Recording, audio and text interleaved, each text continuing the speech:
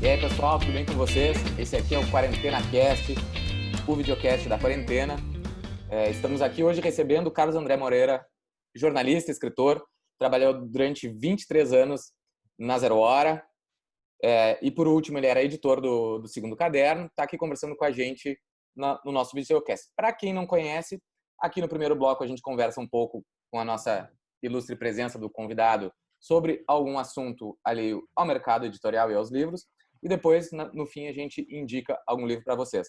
Vou passar a palavra aqui para o André Tim, como sempre, para ele cumprimentar aqui e já lançar o tema para o debate. E aí, pessoal, tudo certo? Bom, antes de tudo, Carlos, obrigado por ter aceitado o nosso convite. Seja bem-vindo aí ao programa. Eu queria começar te fazendo uma pergunta já, que é o seguinte. Existe uma espécie de divisão quando se fala de crítica literária, né? Que é uma divisão que se faz entre a crítica da academia e a crítica do jornalismo cultural, né? E no meu entendimento, uma divisão que, a princípio, não faz muito sentido existir, porque eu entendo que trata-se de coisas diferentes, né? O jornalismo cultural, para mim, é muito mais uma questão de mediação, e a crítica acadêmica tem outra função, né? Eu queria te ouvir sobre isso, assim, o que tu pensa sobre essa questão, sobre essa divisão e o fato dela existir, o que tu enxerga sobre isso? Primeiramente, eu te agradeço vocês terem me convidado para o programa, muito obrigado, agradeço muito estar com vocês aqui. A tua pergunta é bem pertinente pelo seguinte, tu falou uma coisa que para mim é uma chave, a coisa da...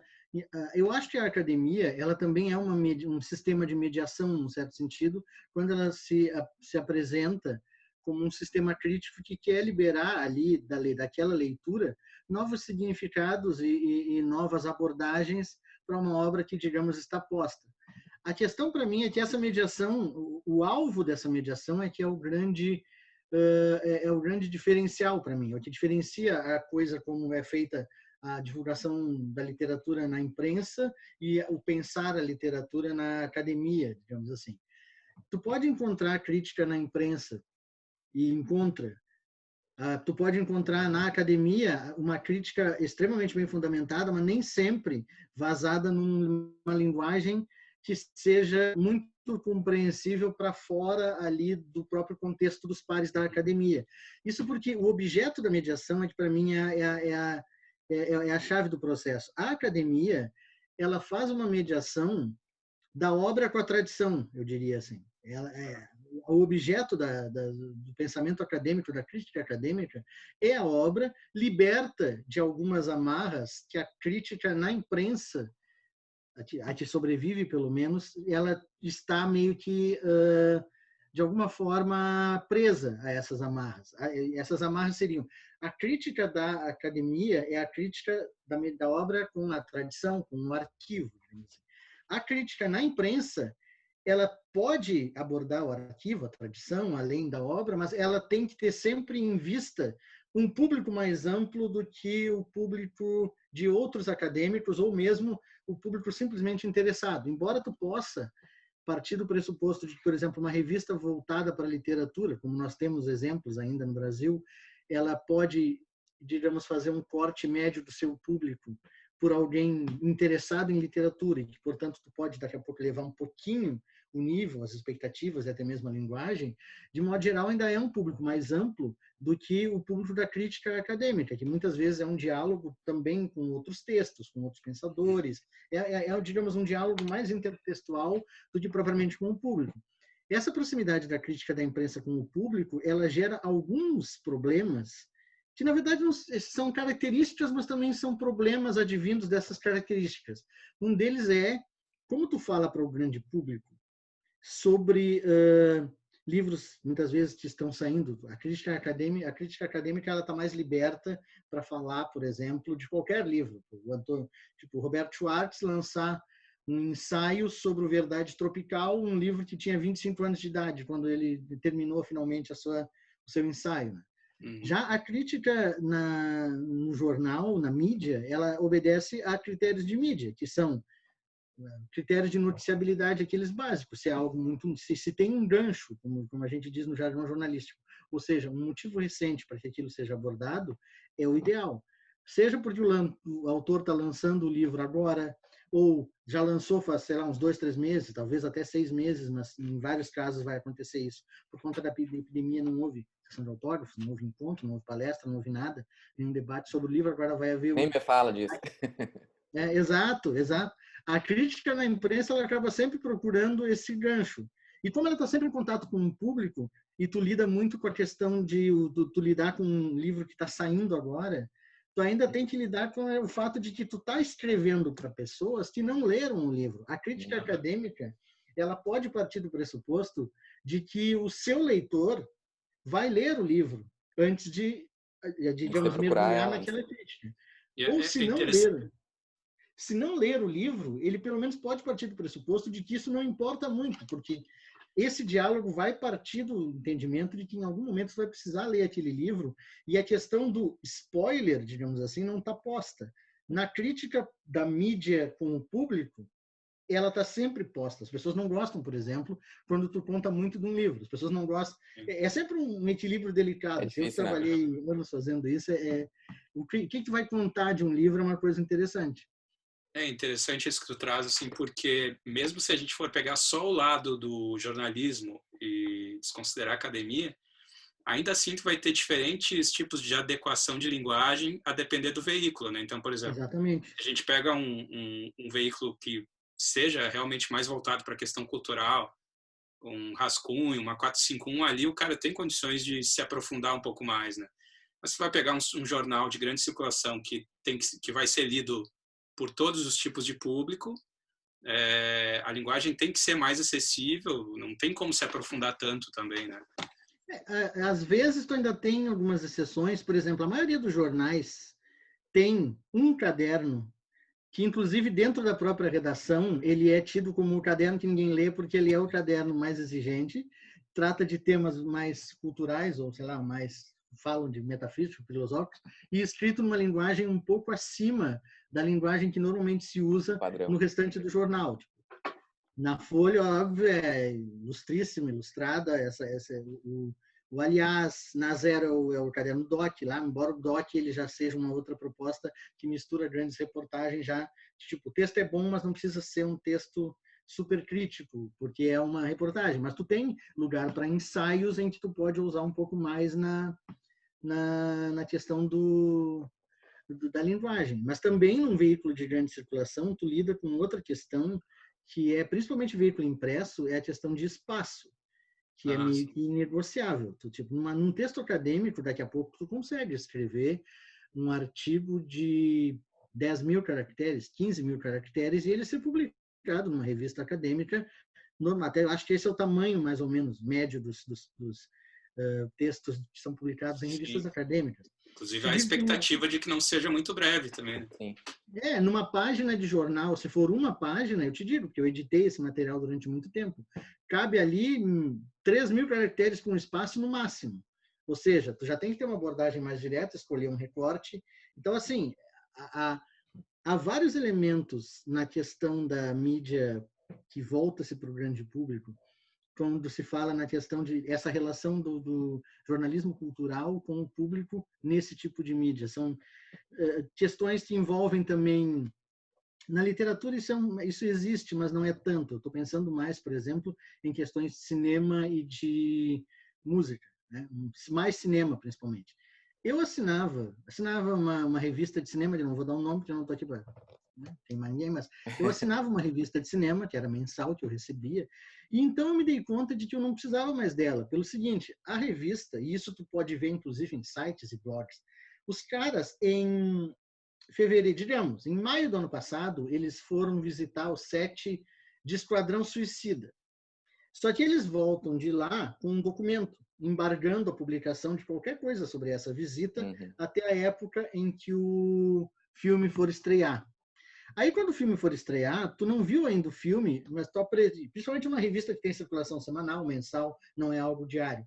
Tu aproveita que vai estrear aquele mês e a tua matéria sobre aquele filme vai ser essa visita que tu fez há um ano atrás, num estúdio de cinema, para ver a pirotecnia do filme, não sei o quê, coisas que, no intervalo de 1 ano, num sistema de cinema, principalmente essa cinemão, indústria Hollywood, o caramba aí, ela já pode ter mudado muito, pode ter tido mudanças de roteiro, refilmagem. Foi exatamente, eu citei o caso do Esquadrão Suicida porque ele é emblemático, assim, todo mundo que visitou viu uma coisa, mas o filme já era outra coisa porque tinha passado por exibições testes. Assim.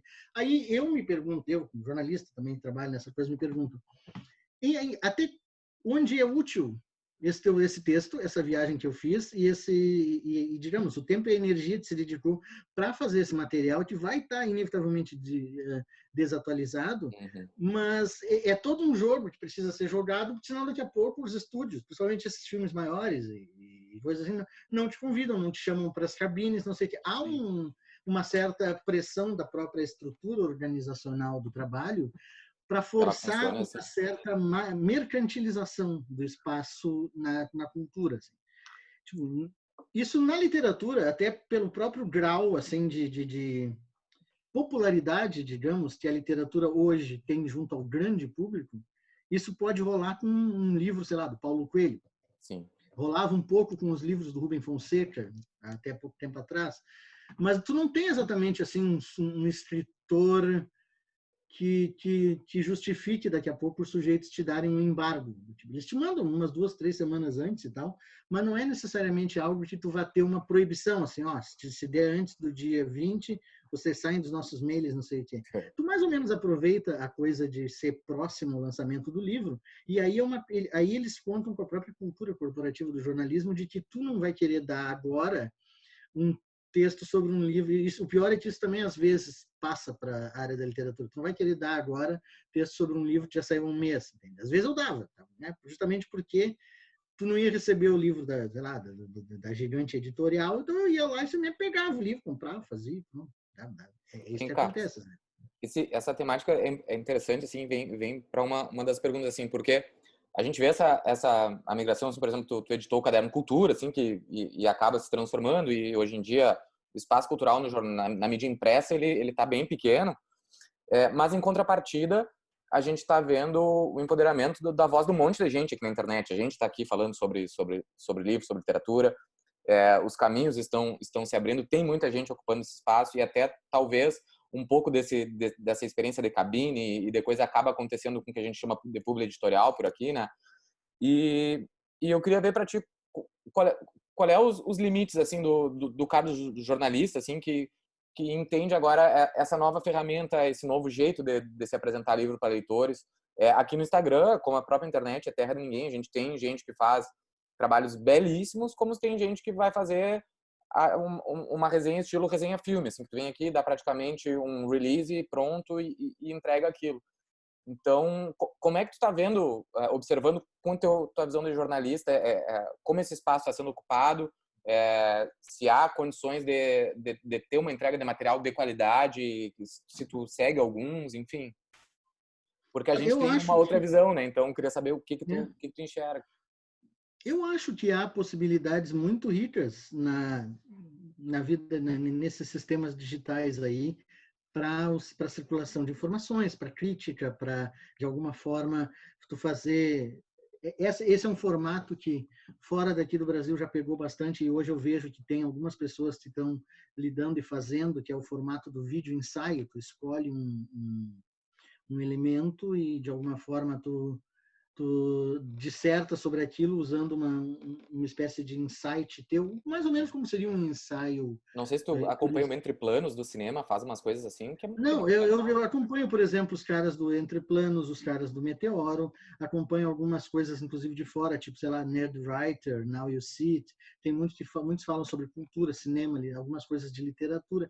O que eu acho um pouco difícil é o seguinte: muito desse crescimento que tinha alto potencial praticamente limitado, ele anda um pouco travado por uma questão. Se tu tem, acho até que é por isso que tem se formatado esse tipo de canal, muito mais como, sei lá, como a Tatiana Feltrin faz, por exemplo, provavelmente como eu vou acabar fazendo, que é tu liga a câmera, tu tem lá, tu escreve um roteiro, mas tu diz o roteiro para a câmera, no máximo tu coloca aqui num cantinho a capa do livro, bota uma imagem de ilustração, porque é muito complicado. Se tu vai fazer um ensaio todo ele, eu andei pesquisando isso, tu vai fazer um ensaio todo ele baseado em só narração e outras coisas passando na tela, que eu acho até que é o formato melhor para fazer isso, É porque legal. tu não te distrai com a pessoa e tal, e tu, de alguma forma, reforça visualmente o que tu está falando no texto.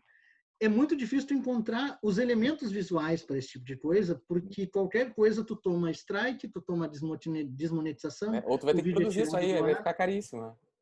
Sim, ou tu precisa licenciar tudo, e aí tu como um cara que está começando um canal, ou que tem um canal já como vocês, que discute e tal, não sei o quê, mas não é necessariamente alguém com super grana para investir em tudo isso, tu não vai ter como, digamos, fazer isso. Acho que é por isso, inclusive, que esse formato da conversa cara a cara com a câmera, por enquanto, é o que vai prevalecer, entre outras coisas, porque a legislação, várias legislações que foram aprovadas internacionalmente, inclusive na União Europeia, por exemplo, tornaram talvez inviável para pequenos criadores fazer esse tipo de coisa, sem falar na frustração. Tem vários criadores que passam, sei lá, às vezes 15 dias trabalhando num vídeo, o cara edita, passa, cuida tudo, bota no ar, aí por conta, sei lá, de uma imagem que passou durante 10 segundos, vai o YouTube, desmonetiza, ou toma strike, ou sai do ar.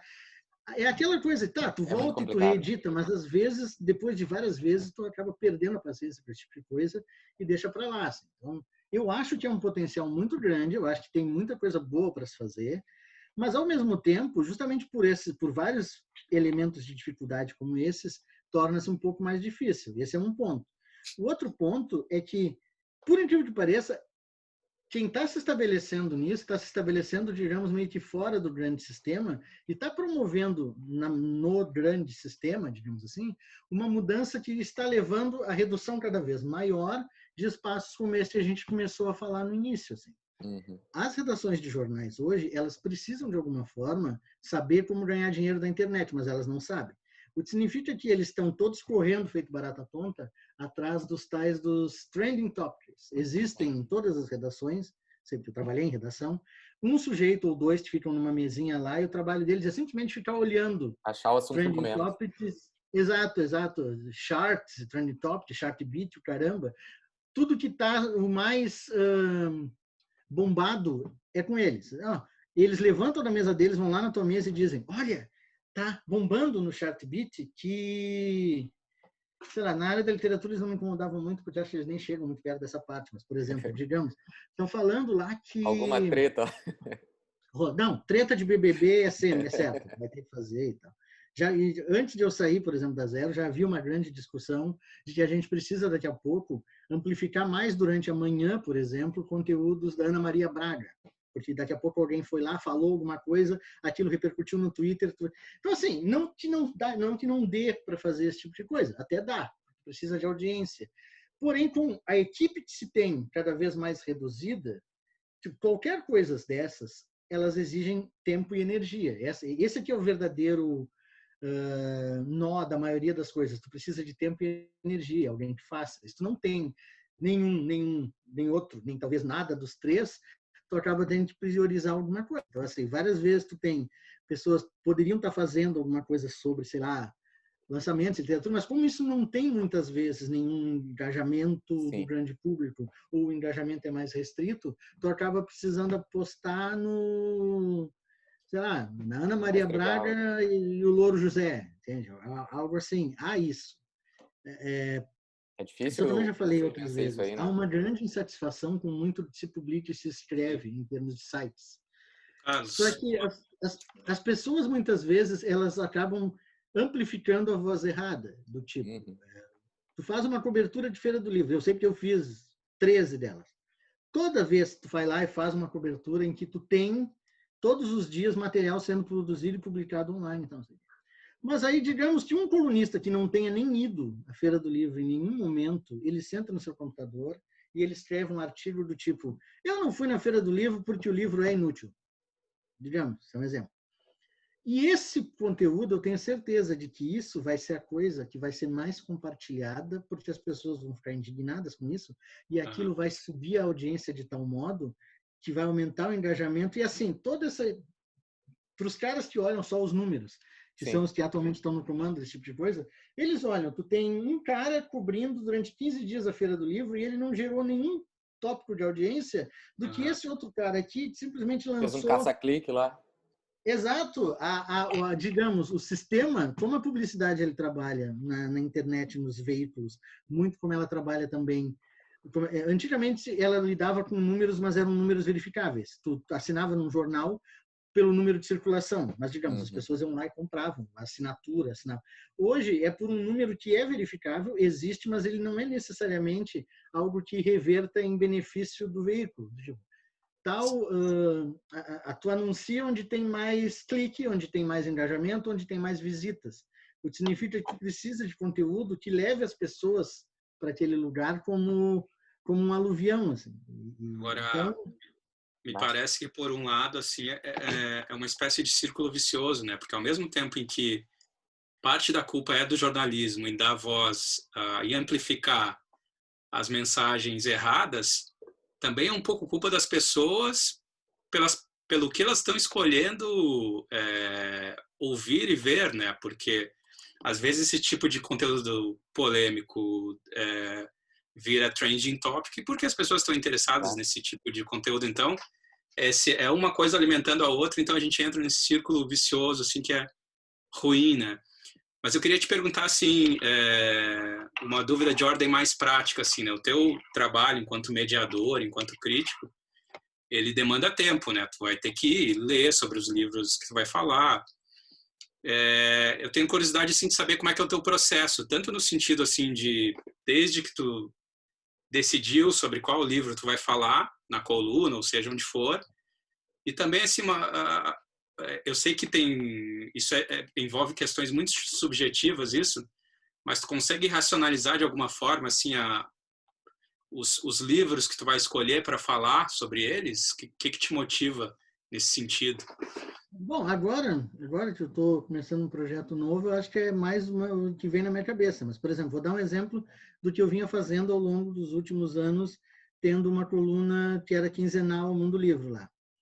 Basicamente, se fosse por minha vontade, seria uma coluna semanal. Mas, obviamente, isso demandaria ler, no mínimo, um livro por semana para fazer essa seleção. Coisa que nem sempre dá para fazer, porque eu não fazia só isso. Eu fazia isso, era editor de caderno, fazia reportagens também, cuidava da área de literatura como um setorista, portanto, tretas de literatura, andaram rolando umas que eu felizmente não precisei ir atrás, porque né, agora estou fora dessa função. Isso era uma coisa que eu precisava fazer também. E aí, então, eu tinha algumas guias. E essas guias eram... Tem determinados autores e escritores que aí entra aquilo que eu falei antes no início, que é a coisa do valor notícia. Digamos, o Assis Brasil. Quando o Assis Brasil lança um livro novo, vou dar um exemplo dele, ele é um autor já com uma longa trajetória e com, digamos, o Slier também podia ser um exemplo, o Chile, são autores que já têm uma trajetória de tal modo consolidada e relevante para a cultura do Estado, que quando eles lançam um livro, eles não vão na minha coluna, por exemplo, eles vão, sei lá, para a capa do jornal, uma matéria maior, alguma coisa assim, para a capa do segundo caderno, desculpa, a capa do jornal era raro que fosse, aí que é outras pessoas que escolhem. Por exemplo, aí eu assisto, chega um livro novo do Assis, como saiu o último dele, que era o do romance lá. Esse eu, inclusive, sugeri que fosse maior, que a gente falasse com ele sobre o livro, tivesse uma matéria, acompanhasse, inclusive, um dia dele na oficina. Esse foi, se não me engano, foi 2 páginas ou 3, um caderno na época em que saiu, assim, um livro sobre romance. Mas ele é um caso específico. A Lia Luft também é outro caso, digamos. O Slier, o Chile, eles são autores com uma nomeada já tal, que eles mais ou menos têm um espaço maior.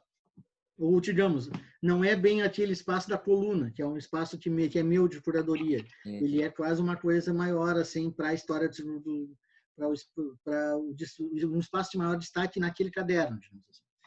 No demais, eu sempre tentei me pautar pela seguinte coisa, tá? Ao mesmo tempo em que tu, às vezes, tem que ter um equilíbrio, justamente porque tu lida com uma questão de público maior e tal, mas que tu consiga, de alguma forma, equilibrar ali, tu ter autores daqui do Rio Grande do Sul, principalmente, a maioria dos que eu escrevi provavelmente eram daqui, justamente porque tu vai ter muita gente para falar sobre um livro novo pegar um exemplo qualquer aqui, sei lá, um livro novo do Inácio Brandão, sobre o qual inclusive eu escrevi da última vez. Ele é um livro que vai ser falado em outros locais, espero, a essa altura do campeonato. Paulo Coelho, lá de vez em quando, precisa falar também. Ou, sei lá, o final do Harry Potter. Coisas assim que são espetaculosas, elas mais ou menos acabam se impondo sozinhas, pela questão do que é notícias. No demais, eu sempre procurei ter uma curadoria que equilibrasse coisas de maior amplitude, tipo, sei lá, não vou simplesmente isolar a literatura do Rio Grande do Sul como se ela tivesse a parte do resto e a gente falasse só sobre coisas daqui, mas ao mesmo tempo desse material e amplificasse o alcance de autores que estavam publicando por aqui, porque havia uma certa ideia de que tem uma certa obrigação que tu fale sobre esse pessoal aqui, porque em São Paulo é que eles não vão falar. Talvez até alguns falem. Tem vários nomes que hoje estão sendo bastante comentados pela imprensa nacional, mas que antes tinham mais presença por aqui. Tipo, o próprio Samir, sei lá, Carol, hoje são nomes mais nacionais. Galera e Michel Laube antes deles, coisas assim. Então, para mim, sempre foi uma ideia de alguma forma, equilibrar essas duas vertentes. Assim. Aí, lá de vez em quando, chegava, sei lá, um livro novo do Felipe Roth, por exemplo, que era, na época, um dos maiores escritores vivos. De alguma forma, eu também dava um jeito de cavar um espaço e tal. Sempre quis que fosse semanal, até porque justamente isso duplicaria a possibilidade de eu fazer isso, porque eu teria um dia a mais para escrever só sobre isso. Mas o bom é que alguns autores como esses, que cavam o seu espaço fora da coluna, às vezes eu pensava em termos de espaço. Bom, vai ter uma Assis Brasil essa semana, eu consigo convencer a sair na capa do segundo caderno, e o espaço da coluna eu faço sobre algum outro autor que também está lançando mais ou menos na mesma época. Muitas vezes eu trabalhava um pouco assim, eu e o Lucchesi. Se bem que o Lucchesi, agora eu não sei como é que está, mas na nossa época o Lucchesi sempre foi um cara mais coringa do que eu naquela época, porque ele também, além de tudo, falava muito sobre música regionalista, fazia reportagens em outros setores do jornal, então, às vezes, a gente meio que se revezava. Às vezes, quando eu estava atarefado para fazer alguma coisa, ele abraçava 2 ou 3 colunas adiante e eu no lugar dele. Basicamente, a gente separava um livro, eu separava um livro para começar a ler, tipo, no mínimo, tentar escolher o que eu queria uma semana antes. Isso vinha também de me manter um pouco informado sobre o que estava saindo. Aí, daqui a pouco, eu descubro que alguém está lançando um livro, eu mesmo mandava um e-mail para o cara perguntando, não recebi nenhum release do teu livro, tu pode me mandar. Então, várias vezes eu fiz isso. E a gente sempre tentou dar esse espaço para quem está fazendo a literatura aqui, meio que mesclado um pouco com coisas que eu acho que valem em termos em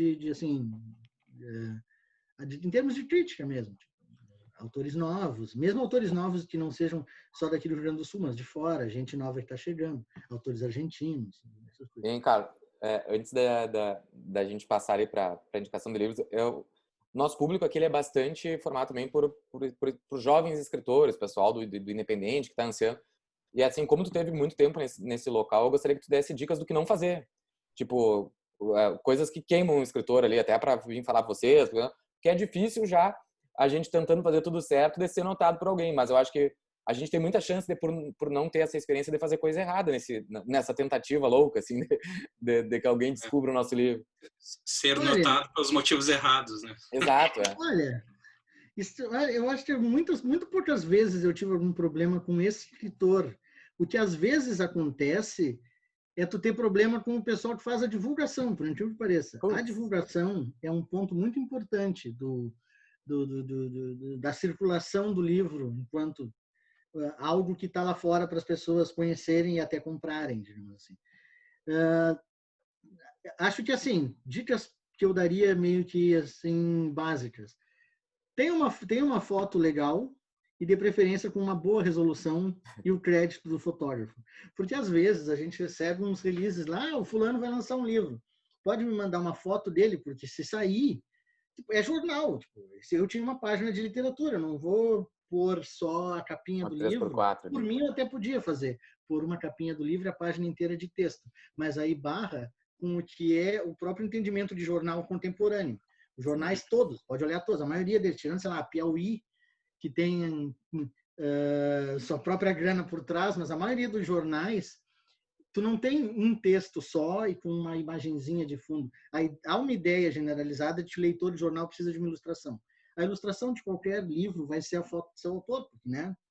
Ele não é o meu individual, e a capinha. Aí a capa sai pequena, você não vai estourar uma capa de livro no tamanho de jornal.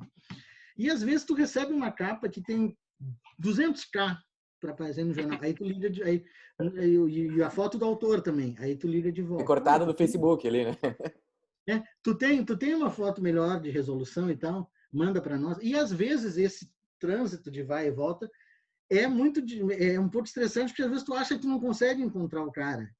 E isso pode ser a diferença entre o texto sair com aquela capinha de 6 linhas do lado e sair maior, por exemplo. Isso em jornal. Na internet, em blogs literários, por exemplo, acho que tem um pouco mais de manejo para isso, justamente porque tu escreve mais. Já, outra coisa, eu já falei com o assessor de imprensa que o cara me perguntou se eu precisava ler o livro para entrevistar o autor. Tipo, foi uma guria de São Paulo, me ligou. Oi, fulano está lançando um livro muito bacana sobre tal coisa. Você está interessado numa entrevista com ele? Aí eu disse assim, oi, tu tem como me mandar, nem que seja um PDF do livro? Ah, você precisa ler o livro para falar com o Vai ter mandado as perguntas para ti também, de certo, né? Não, isso assim, às vezes é aquilo, tu tem uma divulgação, um pessoal que faz a aí tu contrata um assessor de imprensa achando que vai te ajudar e é capaz de atrapalhar daí, né? Não, tu tem um pouco de acompanhamento do que... Já quando tu mandar o teu livro, mandar informações básicas do tipo, esse livro ele vai estar à venda em livrarias, por exemplo. Vai estar à venda só em e-book. Qual é o preço? Muitas vezes eu recebia material que não vinha o preço do livro, que é a coisa mais básica. Tipo, ele está à venda, tu está vendendo. Então, seria interessante que tu me dissesse quanto ele vai sair para eu pôr ali do ladinho. Onde vão achar? Isso são coisas. Outra coisa seria simplesmente, ataque pessoal é uma coisa. Às vezes tem pessoas que fazem, mas na maioria das vezes quem escreve sobre livros, tu pode até achar que o cara está equivocado sobre o teu livro, e às vezes está. Mas não necessariamente isso demanda um ataque pessoal, assim, porque às vezes ocorre. Tu escreve sobre um livro, o cara acha que você não gosta dele. Tem escritor que acha que eu não gosto dele, simplesmente eu escrevi o livro e fiz uma ressalva. Tem cara que falou comigo na fila da jornada de Passo Fundo e disse, porra, tu queimou meu livro. Não, cara, eu escrevi o que tá lá só. E aí depois, de noite, o cara senta na mesa, assim, no bar e começa a falar, pô, mas tu não entendeu tua coisa. Não precisa, né? Tipo, não precisa. Eu acho muito deselegante o escritor respondendo à crítica. É deselegante. Mas aí que tá, depende do que é. Se eu, por exemplo, escrevo um troço e claramente eu estou errado com relação a coisas factuais, não acho problemático que o escritor aponte, olha, tu errou factualmente isso. Agora, se é uma coisa de... Justamente aqui é a crítica, uma ideia do que interpreta, né, a partir da construção, do que aparece, aí bom, aí, né? É um país, era um país livre até 2 anos atrás. Hoje já há controvérsias, como dizem. Pessoal, como a gente já está aqui chegando perto, eu gostaria de pedir aí pro Carlos André nos indicar algum livro. Depois eu indico e o Tim encerra pra gente. Então tá, eu vou indicar 2. Eu peguei 2 porque um é mais recente, vai ser mais fácil das pessoas acharem, e o outro eu acho que é muito importante para o momento. Esse aqui, que é o Contra a Interpretação, da Susan Sontag, que saiu agora, uma coletânea de ensaios dela. Na verdade, uma coletânea que ela reuniu textos depois do período em que ela estava exercendo função como crítica literária nos anos 60, e era algo que ela se desinteressou de ser crítica e resolveu lançar esse livro meio que arrumando esses ensaios e partiu para outras aventuras intelectuais, mas eles são muito interessantes. A maneira como ela apresenta a visão dela sobre literatura é uma maneira muito influente, entre elas sobre a crítica cultural que a gente estava falando, a ideia de que muitas vezes a crítica cai na armadilha de querer explicar a obra, tipo, o que esta obra está dizendo, quando na verdade a obra está dizendo o que a obra está dizendo. A obra é o próprio discurso, não traduzir um discurso. Por isso que ela fala contra a interpretação. O outro, esse é mais antigo, mas tem a achar, deveria comprar, Michael Shermer, ele é o editor fundador da revista Skeptic, E, basicamente, este livro, Por que as pessoas acreditam em coisas estranhas, é um livro que deveria ser leitura obrigatória hoje, porque ele fala sobre terraplanismo, sobre a influência da religião na ciência, sobre todas as discussões essas que nós estamos tendo agora. Só que esse livro, acho que ele saiu em 2012, talvez não seja tão fácil Vamos ter que hoje achar de no encontrar. sebo. Mas Muito talvez haja um pertinente. sebo. Então tá, vou indicar o meu aqui rapidinho. João Antônio Malagueta Peruzzi e Bacanasso. Saiu agora depois né, tinha saído pela COSAC, agora a editora 34 está relançando a obra de João Antônio, um contista assim, ó, excelente, não tão lindo mais hoje em dia, então fica a dica aí. E um trabalho bonito, né? Porque quando a gente procura na estante virtual, é umas capas horrorosas com cara de pornô chanchado, então tem um trabalho bom aqui pela editora 34. Tim? Legal. Eu queria indicar essa caixinha do Mutarelli aqui, que são os sketchbooks do Mutarelli.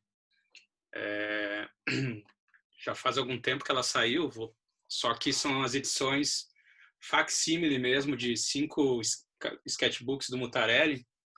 E, cara, é como entrar na cabeça dele, assim, né? Porque é o processo dele. Então, só mostrar um deles aqui, por exemplo. Muito bonito. E aí as capas é como eram as capas dos cadernos dele mesmo, né? Afinal é facsímile. E, enfim, para quem gosta de Mutarelli, é um prato cheio. Então tá, pessoal. Carlos André, queria até agradecer a presença aí. Muito obrigado por vir conversar com a gente. E depois, quando tu lançar aí o teu projeto novo, vem de novo para a gente apresentar inteiro pro pessoal. Vai ser um site, um canal no YouTube chamado Admirável Mundo Livre, estreia em agosto. Vamos ver se a gente consegue fazer aquilo que vocês queriam falar agora há pouco, né? Falar de literatura com uma certa profundidade, mas sem precisar cavocar muito nos abismos da linguagem. Maravilha. Então, vamos já curtir esse canal em seguida e a gente vai divulgar aqui nas redes sociais ali pro Carlos André, para todo mundo ficar ligado. Obrigadão e até o próximo videocast. Valeu, Obrigado pessoal. a vocês. Abração.